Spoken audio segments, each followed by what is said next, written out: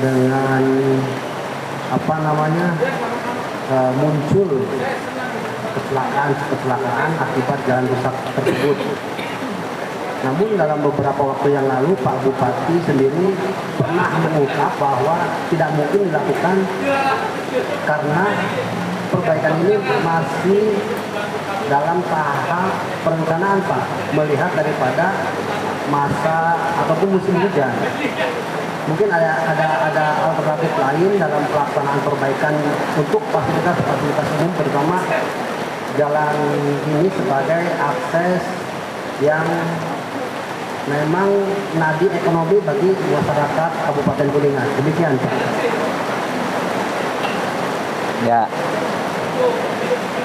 Ya, kalau kita bicara masalah infrastruktur jalan, ya memang kita juga menilai bahwa infrastruktur ini menjadi salah satu penunjang untuk bisa meningkatkan perekonomian di Kabupaten Kuningan. Dan kalau sekarang kita melihat perencanaannya, mungkin yang disampaikan Pak Bupati bukan masih dalam tahap perencanaan, bukan. Karena kalau masuk ke dalam tahap perencanaan berarti kita belum akan mengeksekusi. Nah, sedangkan kita juga tahu bahwa banyak di ruas-ruas jalan di Kabupaten Kuningan yang sudah mulai diperbaiki. Hanya saja kita harus bisa mengedepankan skala prioritas jalur-jalur yang akan kita jadikan perbaikan. Dikarenakan memang adanya keterbatasan anggaran dan juga adanya tingkat kesulitan dalam masalah pembangunannya dan juga memperbaikinya. Dan itu juga menjadi salah satu tolak ukur. Nah, kemarin juga kita sudah mengevaluasi dan sudah disampaikan apresiasi setinggi-tingginya bagi rekan-rekan kita yang ada di Dinas PUTR yang sudah mendata dan juga sudah memberikan sebuah kinerja yang baik lah menurut saya gitu. Kinerja yang baik dalam masalah perbaikan dan lain sebagainya. Ya, kita melihat bahwa memang musim hujan menjadi faktor penentu langkah kita dalam masalah perbaikan jalan. Ya, mudah-mudahan kita bisa mengantisipasi melalui adanya waktu ataupun juga ya dari situasi yang ada. Harus kita manfaatkan, harus kita tinjau dengan lebih jauh sehingga perbaikan yang dilakukan oleh pemerintah itu bisa lebih maksimal. Ya, saya juga berharap masyarakat juga bersabar untuk bisa mendapatkan pelayanan fasilitas umum yang sesuai dengan diharapkan oleh masyarakat. Insya Allah kita pasti akan berbuat semaksimal mungkin. Kita pasti akan tinjau langsung ke lapangan untuk bisa segera dilaksanakan perbaikan di jalan-jalan atau ruas jalan yang belum diperbaiki. Dengan begitu butuh banyak masukan dari seluruh masyarakat, informasi dari seluruh masyarakat, masukan kepada kita supaya kita bisa langsung mengakselerasinya dengan baik. Mungkin itu dari saya menanggapi tentang permasalahan banyaknya fasilitas-fasilitas umum yang belum terperbaiki. Nah, ada lagi mungkin? Nggak ada ya? Terakhir nih Kang, pertanyaan titipan dari belakang. Soal pengawasan pembangunan termasuk Kang Ridho ini termasuk dalam tim pengawasan pembangunan ya. Kemarin ada sedikit mungkin tentang pembangunan di Kabupaten Kuningan, ada 10 SKPD yang mendapatkan catatan merah. Itu gimana Kang?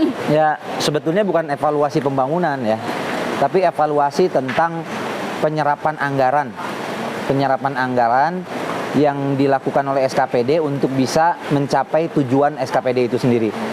Karena kan kita setiap bupati dan wakil bupati kan pasti punya visi misi, pasti punya program RPJMD, perencanaan jangka menengah dan seterusnya. Kita punya RPJMD sampai 2023 dan itu sudah tertuang dalam visi misi, dan visi misi bupati wakil bupati itu disetujui oleh semua SKPD. Artinya semua SKPD dalam melaksanakan tugasnya harus mengacu kepada visi misi bupati wakil bupati. Nah, artinya kita harus bisa sama-sama lihat apakah anggaran yang diminta oleh mereka setahun sebelumnya sudah digunakan atau juga sudah terserap dengan baik atau sudah tepat sasaran atau belum, gitu kan. Nah, karena kita ketahui di Kabupaten Kuningan ini anggaran tidak berlimpah. Anggaran itu ya sangat-sangat terbatas. Kita itu boleh dibilang berharap dari bantuan pusat dan juga provinsi. Kalau tidak ada bantuan dari pusat dan provinsi, kita mungkin tidak akan bisa membangun apa-apa. Nah, oleh karena itu dengan bantuan provinsi, pusat dan juga APBD kita harus dimaksimalkan dengan tujuan yang pasti. Ya, saya sebagai koordinator pengawasan tentunya mempunyai tanggung jawab untuk bisa memastikan bahwa visi misi Bupati Wakil Bupati itu dapat terselesaikan dan juga dapat diterima manfaatnya oleh seluruh masyarakat.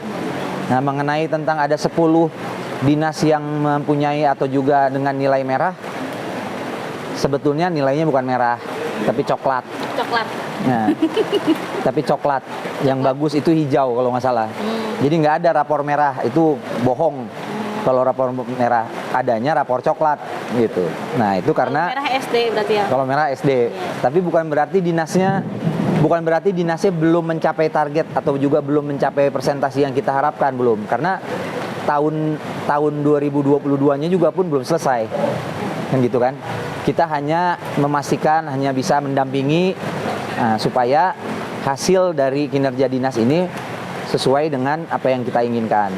Kan fungsinya kita seperti itu. Kita bukan berarti masuk ke dalam susunan teknis harus seperti apa. Misalkan kita ingin adanya pelayanan masyarakat, fasilitas masyarakat di sisi infrastruktur. Kita yang ngatur ini berapa, bukan begitu kan tuh fungsinya. Fungsi kita bagaimana caranya dinas itu memahami dan juga bisa mengimplementasikan keinginan kita dalam kinerja dinas. Kita tentunya ingin dipuji oleh masyarakat, dan dipuji oleh masyarakatnya itu pasti harus melalui dinas. Gak mungkin kita melakukan program tanpa melalui SKPD terkait. Nah, makanya ini bukan hanya tanggung jawab kita, tapi juga tanggung jawab seluruh masyarakat untuk bisa mengawasi tingkat kinerja pemerintah daerah melalui SKPD-nya. Kita punya banyak organisasi-organisasi sosial kontrol. Kita punya banyak anak-anak mahasiswa yang mempunyai pemikiran kritis. Marilah kita salurkan pemikiran itu untuk bisa mengawasi kinerja pemerintah daerah. Kalau nanti memang ada kritikan yang membangun, tentunya itu bisa menjadi motivasi kita untuk jadi lebih baik lagi. Jangan kita sudah dikritik, tapi tidak feedbacknya bukan memperbaiki, malah lebih parah. Kan itu yang kita tidak harapkan. Nah, makanya saya juga berharap masyarakat terus bisa mendukung pemerintahnya, percaya kepada pemerintahannya, agar kita bisa dengan leluasa melaksanakan tugas kita secara maksimal. Ya, mudah-mudahan dengan adanya tim evaluasi kinerja SKPD yang sedang berjalan sekarang, itu bisa menjadikan Kabupaten Kuningan yang mewujudkan visi misinya maju, makmur, agamis, binunjul, berbasis desa. Karena ternyata ya kita semua harus bertanggung jawab tentang apa yang terjadi di tengah-tengah masyarakat. Saya berharap pemerintah itu ya ada di tengah-tengah masyarakat dengan kinerja-kinerja yang nyata. Tur nuhun. Ya. Sebenarnya banyak banget yang pengen diulas sama Kang Ridho ini, karena mungkin berhubung waktunya Kang Ridho juga ada agenda yang selanjutnya. Tapi ini ada pertanyaan yang mungkin pertanyaan ringan kan yang harus dijawab dengan cepat nih Kang ya. Yang pertama adalah, jika aku dilahirkan kembali, aku ingin seperti apa? Aku ingin menjadi apa? Dokter. Dokter. Kalau buku? Petani. Petani nih nggak mau jadi kubu, benar? Baik, selanjutnya nih, di antara warna berikut mungkin harus pilih ya Pak dengan cepat nih. Pilih merah atau kuning? Merah. Merah ya. Kenapa Pak? Berani. Oh, berani ya? Enggak kuning berarti enggak ya? Ya kuning Kalau juga bagus, kuning juga bagus, semua warna bagus. Tapi kandungan artinya ini mengandung sesuatu hal yang perlu dijelaskan secara politis. Politis. Tetap berarti di merah ya Pak ya? Anggur. Dan selanjutnya nih, terakhir nih Pak. Buku kunya enggak? Ipa mau nanya, silakan. Buku itu warna enggak? Buku biru ya. Kan pilihannya merah dan kuning. Ya udah tuh kalau gitu buku pilih warna merah atau hijau? Hijau. Dari komunitas BKLAS Pak. Oh ya. Saya mah nggak boleh warna. Saya mah semangka teh. Semangka. Warna hijau, dalamnya merah. Sebelumnya saya minta maaf ya, saya ada pertanyaan, bertanya lah ke Pak Ridho ya. Kebetulan Kak Ridho, saya tuh ada komunitas bengkelas di Kabupaten Kuningan dan anggotanya sampai saat ini tuh sekitar 200 bengkel. Itu termasuknya kan berarti usaha mikro ya. Ya. Karena di setiap bengkel itu minimal memperkerjakan di atas 3 atau sampai 15 orang. Cuman sampai saat ini tuh komunitas ini masih di lingkungan kayak grup aja lah gitu tuh, belum ada wadahnya Pak Ridho gitu ya. Waktu. Terus yang mau saya tanyakan, banyak pekerjaan di Kabupaten Kuningan itu tentang konstruksi atau jembatan, banyaknya dapatnya kok orang luar gitu, orang bukan putra Kuningan lah gitu. Ya, contohnya kayak pembangunan taman kota mungkin sebagian ya. Jadi putra Kuningan itu di komunitas dari berbagai dari mulai konstruksi kecil sampai konstruksi besar pun di komunitas itu insya Allah gitu udah siap gitu kalau tentang pekerjaan. Tidak mengurangi rasa hormat, mungkin pertanyaannya itu aja Pak. Terima kasih. Jadi Siapa namanya Pak? Saya Asep Cakra dari Kapal Gunung. Nah, siap. Chef Chandra. Ya, jadi udah langsung dijawab nih. Langsung aja Pak. Jadi memang begini. Kita itu sebagai putra daerah memang wajib hukumnya kita punya klasifikasi dan juga kemampuan untuk bisa bersaing dengan orang luar. Dalam bisa menentukan pekerjaan itu dikerjakan oleh orang luar atau di dalam, itu sebetulnya kebijakannya ataupun juga penentuannya bukan ada di tangan kita. Gitu ya. Jadi memang kita juga nggak tahu siapa yang mengerjakannya. Karena saya lebih berharap bahwa putra daerah ini bisa memaksimalkan semua potensi yang ada di Kabupaten Kuningan. Bisa kita ambil contoh misalkan UMKM. UMKM ini kita punya produk UMKM yang bahan bakunya ngambilnya dari luar. Gitu kan? Misalkan bahan mau buat apa ngambilnya dari luar. Bikin apa ngambilnya dari luar. Begitu ada Covid, mereka nggak bisa ngasih produksi masuk ke sini. Nggak bisa ngasih bahan bakunya datang ke sini. Akhirnya mereka tidak berproduksi. Jadi bermasalah. Sama mungkin dengan yang dihadapi oleh teman-teman yang ada di komunitas Bengkelas ini. Kalau saja potensi kita itu bisa dilaksanakan dan juga bisa dimanfaatkan oleh potensi lokal kita, saya yakin kemandirian Kabupaten Kuningan itu sudah tidak akan lagi diragukan. Jadi semuanya bisa dilaksanakan oleh putra daerah. Nanti karena ada masukan ini, saya nanti akan koordinasi dengan instansi terkait untuk bisa memastikan gitu ya, bahwa ya apa alasannya yang pekerjaan-pekerjaan yang ada di Kabupaten Kuningan tidak dilaksanakan oleh putra daerah kita. Nah, kalaupun memang ada alasan yang paling lumrah kita dengar, itu pasti karena kesiapan kitanya, alat-alatnya, SDM-nya belum mumpuni dan juga belum bisa memberikan atau juga belum sesuai dengan harapan.